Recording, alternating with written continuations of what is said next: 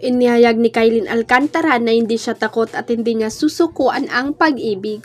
Ang aktres inilahad ang mga katangiang hanap niya sa susunod niyang magiging nobyo.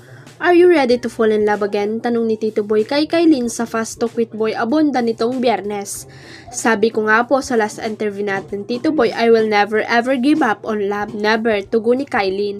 At katulad nga po na sinasabi ko kanina, hindi po ako takot na maramdaman ang bawat emosyon na ipaparamdam sa akin ng Panginoong Diyos dito sa buhay ko because it's gonna make me feel human.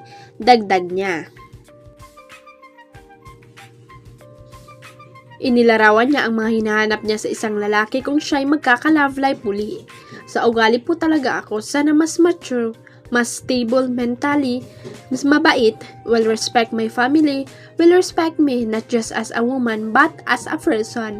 Ayon pa sa aktres, hindi niya tinitingnan ang pisikal na kaanyuan ng isang lalaki.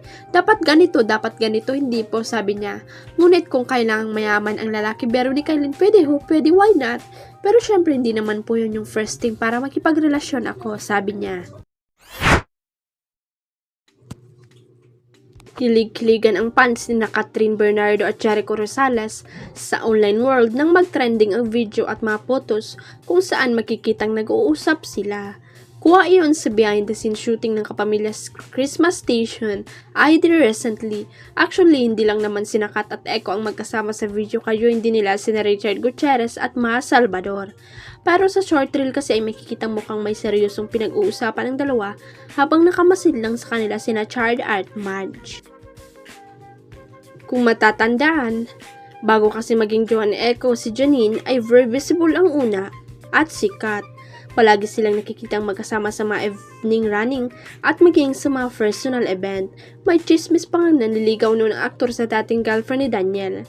Pero dahil tanggap naman ng mga fan na masaya na si Jericho sa piling ni Janine, ang hiling nila ay magsama nilang kahit sa isang pelikula o serye sana ang dalawa.